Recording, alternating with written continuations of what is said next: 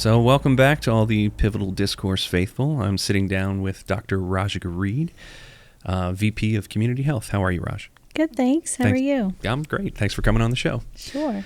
So when we talk about the phrase community health, that's kind of a broad phrase. Can you explain to us a little bit more what community health means and what you and your team do for the community? Sure. So community health, as part of a health network like St. Luke's, is really about understanding and meeting the needs of our community where they are. So we operate using public health principles. A lot of us have training in public health, and then really focus on evidence-based models to deliver outcomes related to the needs in the community. So with that being said, what types of programs does St. Luke's do for the community? So one of the things that we base a lot of the work we do on are the community health needs assessments. Community health needs assessments are actually mandates of the Affordable Care Act, and they're required to be conducted every 3 years by all nonprofit hospitals. St. Luke's really embraces that process. And we engage our community in a lot of the assessment process. So we run key informant interviews with high-level folks in the community to get, folks who have the vision for the community. And then we also do community forums at each one of our campuses and understand the needs of our community based on key stakeholders within. And then we also run a survey.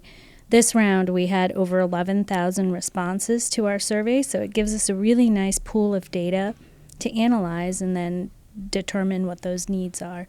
We couple that with secondary data, so census data, CDC data, any of the other secondary sources, Robert Wood Johnson Foundation, and then put the two pieces together to really understand what the needs are in the community. See, it's interesting. As I was preparing for this interview, I was looking, I think, at the 2019. Is that the last one that you guys did? And I saw a staggering statistic where 75% of St. Luke's service area is obese or overweight. Is that true? It is, yeah. Now, is that like one of those things, like when we talk about BMI and how hard it is to actually... And I was talking to John Graham about this last week, how hard it is to actually hit the good BMI number. Yep. Is that kind of a similar thing in terms of the statistic, or is that true? Like we just have a fairly obese population here? I think a little bit of both. It is hard to hit, but we do have we have high morbidity rates and low mortality rates, which means we have a lot of sick people and are really good at keeping sick people alive. But that doesn't mean you have the best quality of life always. I see. So are there specific examples that St. Luke's is doing within the community to help, like, for example, the dental vans I think I've seen, or some of those other things? What other types of things is St. Luke's doing for the community? So we have a number of initiatives out in the community. We do have, when we looked at our assessments, actually, we have three main priorities that came up. Access to care, so reducing health disparities by addressing access to care, really. Preventing chronic disease, and as I said, we're based in prevention for the most part. And so thinking about lifestyle behaviors like healthy food and nutrition and fitness as part of those chronic disease prevention pieces, and then mental and behavioral health. Mental and behavioral health, I'll say St. Luke's as a network has done a tremendous amount of work on in the last 5 years. And so we have a robust system in place to address a lot of the needs in our community. So community health, apart from the connection pieces and ensuring that our community has access to the resources, we don't do a ton in that area. But in access to care, we do have mobile clinics. We have medical clinics that provide medical and vision care, vision services.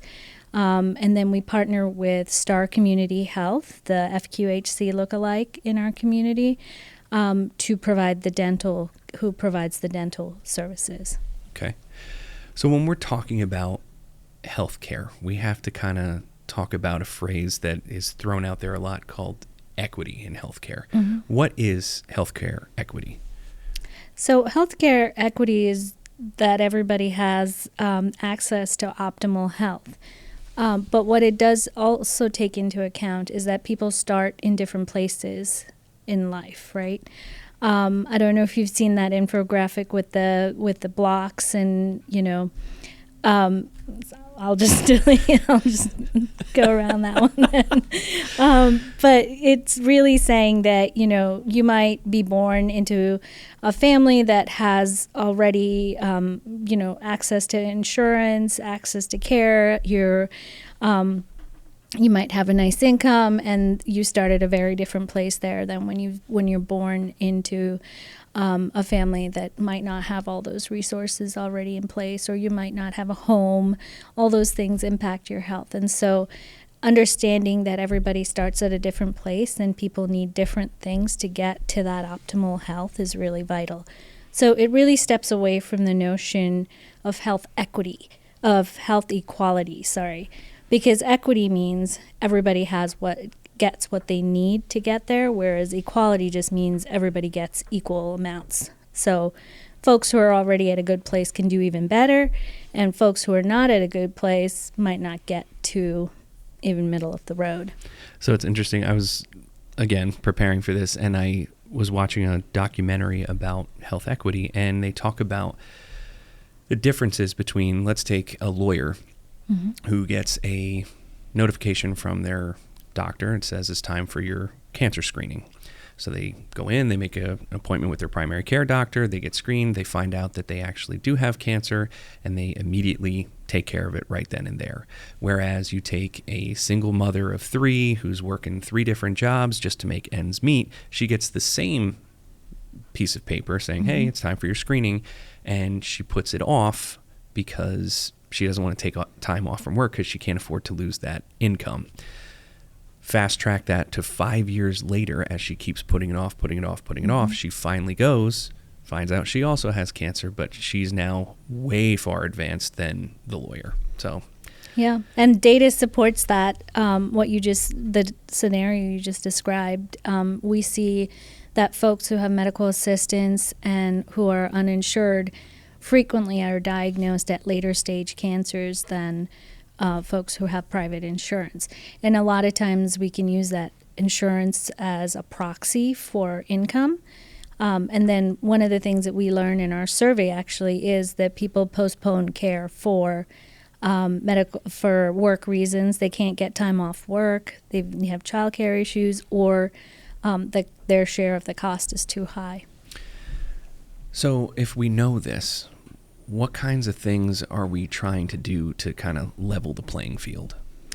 So at St. Luke's, we work diligently where the community is to make sure. So, for example, even the vans that go out to see the kids, we get consents from parents before we see kids, and that is a nice way for kids who might not have the resources to get to a clinic or get to a provider, or need to get to the provider during, working hours, and parents might have jobs that they can't take time off in the middle of the day to take their children to the doctor. We get to still take care of those kids where those kids are. Excellent. So talk to me a little bit about another buzzword, social determinants of health. What are the social determinants of health? So the social determinants of health are those factors outside of, genetics and what those clinical walls might look at that impact your health. So things like housing, education, social networks, violence, so trauma, things like that, childhood experiences, all those things impact your health, but they're not necessarily genetic factors. There's a lot of studies that look at zip code versus genetic code as far as health outcomes and determining health outcomes. So social determinants lumps all those words, all those terms basically into one category. Okay. So built environment, I guess, is how I would think about it. So let's talk a little bit more about that. Can you talk about the correlation between the social determinants of health and the cycle of poverty? Because I think a lot of people in this area don't realize how bad our poverty situation is here. I mean, most people think of poverty, they think of a big city, New York, San Francisco, Philadelphia, when we have a serious problem right here at home. Absolutely, yeah.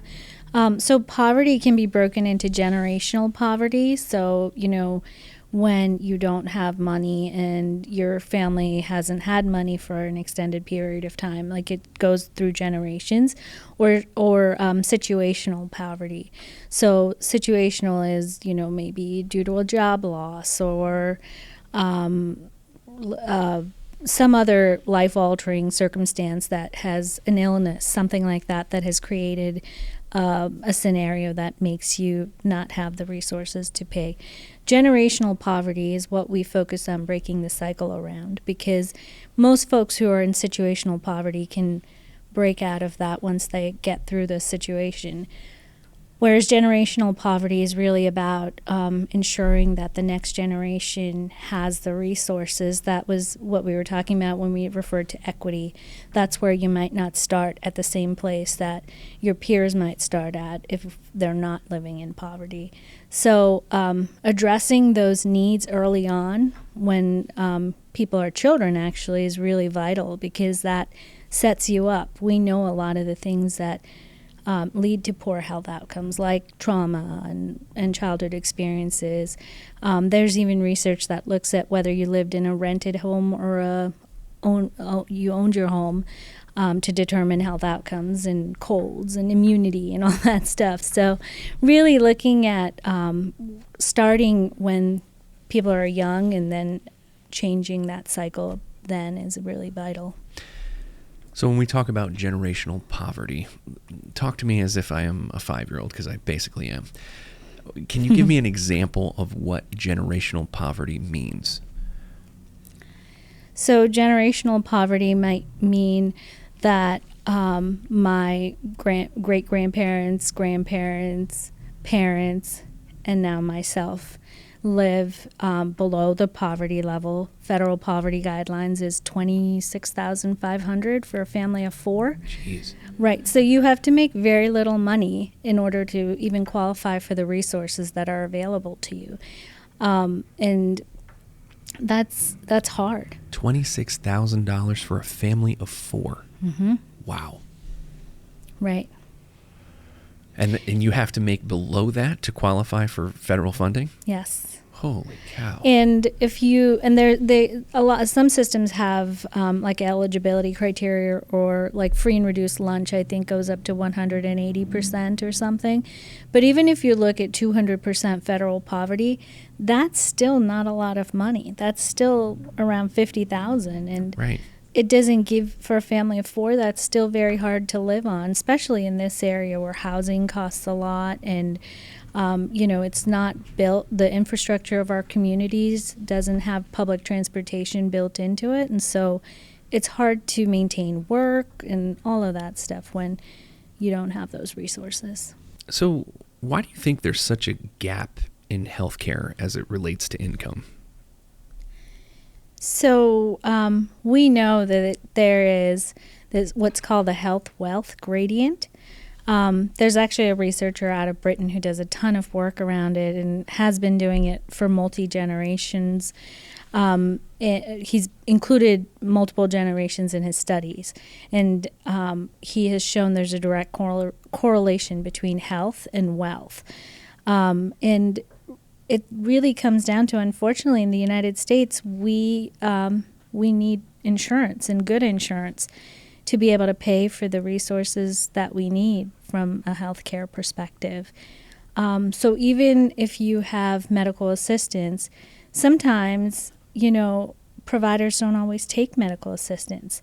And so, or if you're uninsured, it's really hard to get in with providers. And that's really why models like Star Community Health, the federally qualified health centers, they are such a value to our community, because they are able to see people who have medical assistance or who are uninsured, and provide that same level of care that we could provide as a network. At zero cost to the patient? Or? I think it's on a sliding fee scale for the Okay. most part, but it is pretty minimal. Okay. What groups struggle with access to quality health care? So in the Lehigh Valley, what we see when we look at data is really lower income populations. People who make less than $24,000, for example, $25,000, have a really hard time, and people who make above $60,000 seem to have access to good insurance and providers and physicians and the works. And unfortunately, when we look further at the data, we do see that the lower income categories in our community or populations in our community are also folks who fall into Hispanic categories or minority population categories. And so, unfortunately, in this area, they seem to align really well. And for example, zip code 18102 in Allentown is across the board one of the highest need zip codes in the valley and, in our whole service area, actually, for St. Luke's. And when we saw COVID, we definitely saw that area was most impacted by COVID, too. There were the highest number of infections in that zip code. So that's interesting that you bring that up, because that was going to be my next question. We're going to talk about the elephant in the room. Everybody wants to talk about it, COVID. How were these populations more negatively affected by COVID-19? So overall, mental health was really impacted by COVID-19. Food security was really impacted by COVID-19, housing, and employment. And for all the data that we see for each of those four categories, we see higher rates among our minority populations, our Hispanic populations and stuff. For example, mental health. Before COVID, about 10% of our population reported having anxiety or depression. After COVID or during COVID, because it's going on right now, we're closer to 40% of individuals reporting symptoms of anxiety and depression. And then when you break that down further by race and ethnicity, we're seeing it in the closer to 50,000 for our Hispanic and non-Hispanic Black populations. So that's just one example. We're seeing similar impacts in food security, where we're seeing significantly higher rates of insecurity among our, again, Latino, Black, non-Hispanic, and Native American populations. Housing, there's data out there that looks at even evictions. Overall, we're still seeing that 20% of people can't pay haven't caught up on their rent yet. There were a lot of rent moratoriums and reliefs through the pandemic, and a lot of that has been lifted, and we're still seeing that 20% can't meet their costs still. And then when we break it down further and look at evictions, for example, we're seeing, again, a very similar pattern where, Hispanic and people of color, communities of color, have much higher rates of evictions, too. So I think, it just it's the same story that we keep seeing in different areas of a community. So in regards to COVID, you're an epidemiologist, correct? Right. How was that for you? Well, it was super interesting, actually. We've learned about pandemics and studied pandemics and done emergency preparedness work, and it's totally different to actually live through one. But I will say that one of the most amazing things that we saw was how our community did come together to address the needs for our populations, especially our vulnerable populations. We work tirelessly with health bureaus and partners to address the needs for homeless folks, for example, who would test positive or need to quarantine. And as you can imagine, it's really hard to do either of those things if you don't have a home. And we were able to work with a community partner to a motel that housed individuals, and then we have parish nurses who'd go in and check in on the individuals.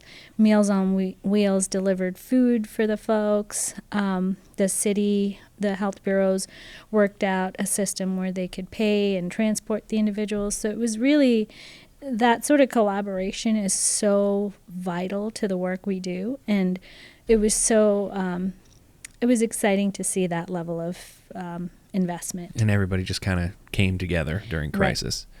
And that's really true collaboration. When I say we're doers, it's because, we all have different skills we bring to the table. And this is just a perfect example of that, where everybody does have something to contribute. And that is what a true collaboration is, too. Now, how are these populations continuing to be affected by COVID-19? Like, a lot of these folks were considered essential workers, and a lot of them were infected early because they were out there getting it done. How are these folks still being impacted today by COVID-19? Well, I think the impacts are long-term. We see that people are still impacted. It's interesting what you said, because when COVID first started, actually, when you looked at who was being impacted, it was the more wealthy folks who were traveling for business and, had the resources. But as soon as those stay-at-home orders fell in place, it actually switched. Sure. Where the people who were getting COVID infections were really the folks who were the essential workers and the frontline folks, grocery stores and places like that, which is interesting. I also find it interesting, like in the beginning, everybody was just like, oh, we got to thank our essential workers. And then all of a sudden that kind of narrative went away. And yet these folks have been keeping us going since day one. It's really off-putting, quite honestly. Yeah. So obviously COVID has been the focus over the last 2 years, but there are certainly some other contributing factors out there. And going back to your needs assessment, what is St. Luke's doing to continually help the community? So we have multiple areas that we look at. If we were to think about transportation, for example, at St. Luke's, we have a partnership with Lyft to assist our patients with rides as they need it.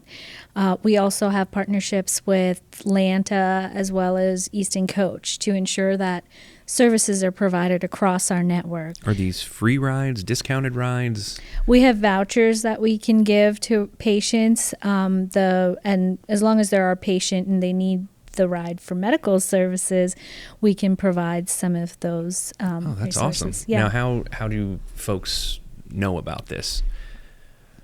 So a lot of our practices have what are called financial counselors, and they can review processes with the patient to figure out where the needs are. Okay. And understand those.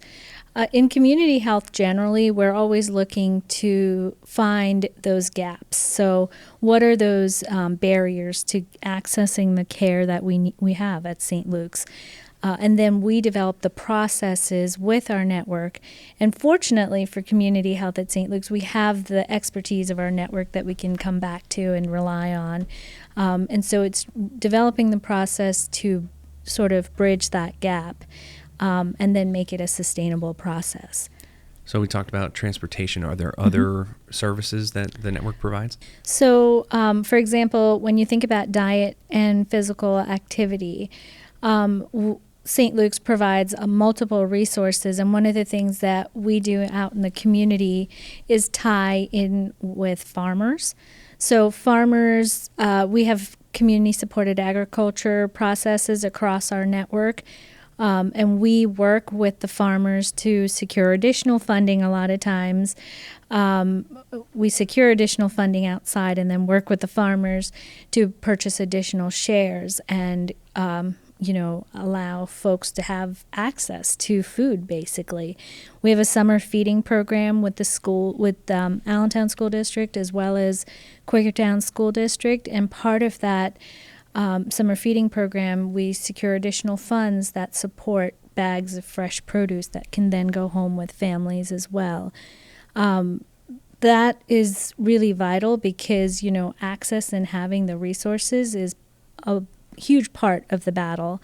We have a Tail on the Trail program and Walk with a Doc where we even have residents going out to middle schools and doing walks with middle schoolers and speaking to them about things that are important to them, that like vaping or drugs or any on other the things. walk? Yep. Oh, that's cool. Yeah.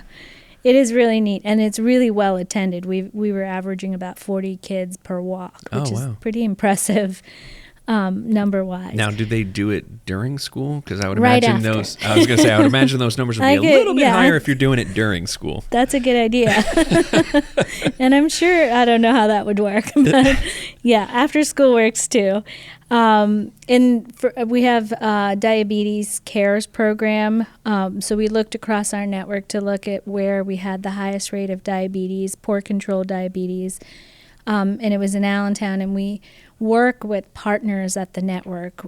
We work with medical fitness, as well as our department and the residents and the attending physicians at Sigel Center to develop a program where we're addressing the nutritional and fitness needs of the population we're looking at. Diabetes is a lifestyle disease, so diabetes too. Type 2 diabetes, if you address some of those lifestyle issues related to fitness and nutrition, you can actually reverse diabetes too. So with that understanding, we do that. We actually got a grant from Air Products to purchase food boxes for the folks who are participating in this program too. So it's a comprehensive program, and we've seen some good results. We've seen a couple percentage shifts actually related to care. So, are there other lifestyle diseases that are kind of lopsided in terms of health equity?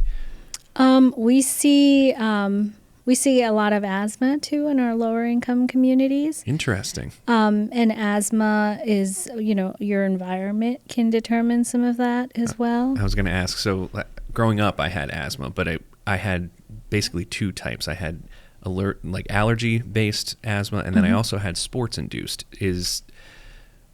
Does your lifestyle impact sports-induced asthma at all? I don't know. Sorry. I don't know the answer to that question. I know that when you have, when you come into contact with cockroaches, for example, that can trigger your asthma and feces and stuff. Yeah. Oh, I did not know that. I would assume mold and mold as well, and lead. Lead is becoming a huge issue in our communities too. And again, fortunately, we have toxicologists and a pediatrics department who address all those needs for our community. All right. So before we transition away from the social determinants of health, are there any others that we should be aware of, like, say, substance use? Yes, substance use is a growing concern in our communities, and it's actually grown exponentially over COVID, too. That actually makes a lot of sense. Yeah, I think the liquor industry was one of the industries that profited a lot during COVID. Without question. But overall, St. Luke's has, at Sacred Heart, actually, we have a detox center, which is incredible because it's such a huge need in our community. We also do a lot by way of education. We have naloxone, which is used to combat opioids, and we do distributions in the community. Literally have folks walking up and down the streets on 7th Street in Allentown handing out naloxone on Fridays, and it's been really successful. We also have... How does that work, though? Do you just randomly hand it out, or do you kind of have an idea of what you're looking for? We work with Treatment Trends, who is our partner in Allentown, and they have CRSs, which are it's called Certified Recovery Specialists, who have lived experiences and go with us. And when we have medical students and residents rotating in our department, we'll take them with us as well to do this, and it's really powerful because you're literally meeting people where they are then, and just striking up conversations and, offering this as a resource. And people know that we do that at this point. But recovery centers overall, there haven't, Bethlehem or the Northampton County had a number of recovery centers, whereas Lehigh County did not have any up until last year, I believe it was. And we've worked tirelessly, again, with Treatment Trends to ensure that there is one there close to the community and open for folks, because it's not only about getting people into treatment, but it's also about keeping people, well and happy. Okay. So staying with community health here, I think we have to talk about a pretty amazing agency in our service area, and that's the Hispanic Center of the Lehigh Valley. Can you tell me a little bit more about who they are and what they do? Sure. The Hispanic Center is a vibrant agency. It's amazing. They serve so many people, so many individuals, and they have so much history in the community as well. When we talk about community empowerment or, working with partners and meeting people where they are, that's a perfect example. St. Luke's has worked with the Hispanic Center to assist as we are able to, and a lot of that is to address some of those needs where people are and meet people where they are. We talked a little bit about how, our Latino community, our Hispanic community is one of our populations that has more disparities, really, in data. And so this is a nice way to do that bridging of the gap, where we are able to provide the resources that are needed. Even through COVID, we worked with the Hispanic Center to do vaccine clinics and testing and things that the community needed, and the Hispanic Center was the trusted source and messenger for a lot of that. And so they've got some pretty amazing programs over there. They've got their senior program where they're, providing meals for the seniors. They're getting them to move, teaching them about fitness and things like that. And then they also have the food pantry. Can you touch a little bit more about the food pantry? Yeah, the food pantry at the Hispanic Center has had many renditions over time, and they've just done an incredible job. They have a sort of a stoplight system where they have healthy foods and less healthy foods, still good foods, I guess. And they've actually, over COVID, over this last year, they increased service by 218%, I believe. Good it was Lord. Significantly higher than it has been in the past years. And they've really sort of, they've been able to go with a lot of those changes and address those needs as they came up, and St. Luke's has supported them to do that. All right, so staying with HCLV, why is St. Luke's so invested in this agency? Well, I think the investment, from a community health perspective, we're invested in working with our communities. But really it comes from Mr. Anderson. He is so committed to working with the Hispanic Center, ensuring that the Hispanic Center has the resources they need to be truly successful and sustainable. And so it's been much easier for community health to put so much into working with the Hispanic Center, because the support has really come from him. So speaking of resources, let's talk about the Fowler Community Wellness Center. St. Luke's was heavily involved in the capital campaign for that center, and HCLV is tied directly to that. Can you talk a little bit more about that? Sure. Yeah, the Fowler Center is an incredible resource for the community, and Mr. Anderson did spearhead that capital campaign for the Hispanic Center, or with the Hispanic Center. And the Fowler Center is really an open space. There's community space where people can have meetings. There are multiple resources within the building of services provided. WIC, for example, is in that building as well. WIC stands for Women, Infants, and Children, and services new moms, basically. Now, this may sound like a stupid question, but The place is called the Hispanic Center of the Lehigh Valley. Must you be Hispanic to use the services there? I don't believe you do need to be Hispanic to use the services. Their doors are open. They serve people from all walks of life and, just even simple office type things of faxing resumes or faxing bills and such. They take care of a lot of things for the community. Like I said, it's an amazing agency. Mm-hmm. All right, so we talked about HCLV, we talked about COVID, we talked about, health equity. Are things changing for the better as a result of what St. Luke's is doing in our communities? I believe so. And I don't think that's biased. I think if you'd speak to our partners, you'd get a better gauge of that. But I really think that, we're doers. We get in there and work with people. We're not putting Band-Aids on issues. We're not throwing money at issues. We're really developing processes that are sustainable and based on the needs of the community. All right, so you just mentioned that you guys are doers, which I don't disagree on. Can you give me some examples of that?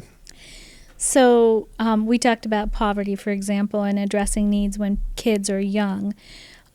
We look at schools as the hubs of our communities for that same reason. If you can impact a child's life when the child is young and in those formative years, you have much better success at breaking those cycles and changing the outlook overall. So we invest in the community school model, for example. We have community school coordinators at Marvine Elementary, as well as Rob in Allentown. We also have family development specialists, so these are folks placed in the schools as well, solely to ensure that families are connected to the resources that they need. Kids are attending school, things like that. And we have family development specialists in the Bethlehem School District, Allentown School District, as well as Panther Valley up in the Coaldale region. We also have, we're also corporate partners for Brockle for the community school program. And we really utilize that as a platform to address the needs for the kids and their families. And by having staff placed within the school itself, it becomes much more seamless. And what about clinical? Do you do anything clinical with the schools? We do. So we take our vans to the schools, and we have vision voucher programs where we work with vision providers to have exams as well as glasses for the kids who might need them. Our medical vans see kids do physicals as they need them. We also, in some cases, go into the schools and have clinics sort of within the school as well. That's been part of the model with COVID, actually, too, just because we couldn't have that many staff so close in a van, on a van setting. So we do a lot of those resources, and then we always try to connect the kids back to a primary care provider, whether it's a pediatrician or a family doctor, because we know that, outcomes are much better when you do have a primary care doctor. Sure. And you had mentioned before you partnered with a dental clinic as well? Yes. Because I don't think many people realize the correlation between good dental health and your overall health. Like that can affect your heart and among other things. So can you talk a little bit more about that? Sure. So Star Community Health, who is the federally qualified health center lookalike, they run the dental vans. They have a dental division, and it's a huge service because I think in the last couple of years before COVID, they were averaging about 20,000 encounters on that dental van alone. And kids come back for multiple visits a lot of times because caries and dental need is so high. And interestingly, when you have fluoridated water in our cities like Bethlehem and Allentown, you see a lot of need, but it's not nearly as much as you see in the rural areas or in the outskirts and in areas that are supplied by well water. Right. The needs are just incredibly high. I can't even imagine. So we're talking about schools, and we had talked about mental health earlier, and especially with, like you had mentioned, COVID has increased the mental health crisis. Are we doing anything in the schools to help in terms of mental health? Yes, we are. So we used to have mental health providers on our vans, but that was not enough, and it was also not as regular as children, young people would have liked it.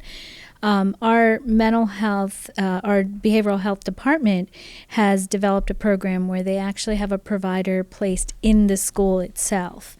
And that's been really effective. They're able to see not just the children, but also the staff, I believe, in the school, which make it, a little less stigmatizing and all of those things as well.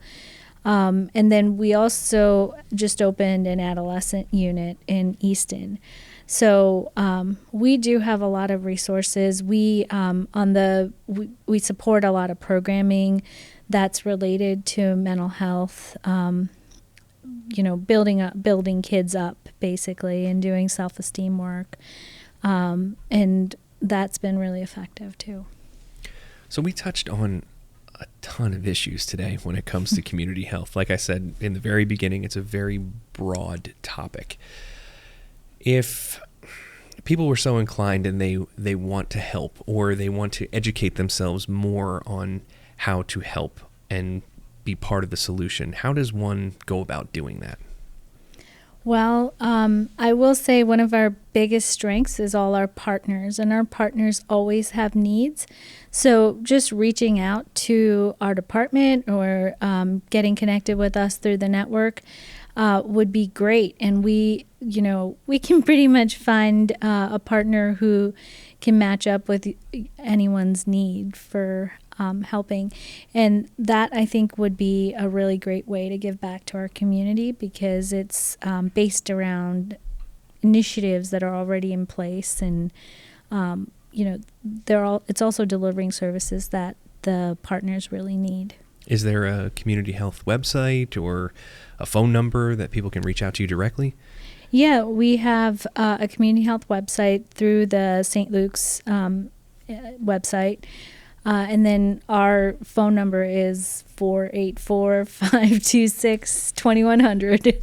So not that hard to remember. Is there anything that we've missed in terms of community health today? I think we covered a lot of ground. I do just, urge folks to get involved with their community, to understand the needs in our community. Think about issues from a cultural and linguistic vantage, perspective, so that you are sensitive to issues around that as well as you approach your community. And I think good intentions go a long way. I hear you on that one. Raj, thank you so much for coming in today. Dr. Rajika Reed, VP of Community Health. Thank you. Thank you.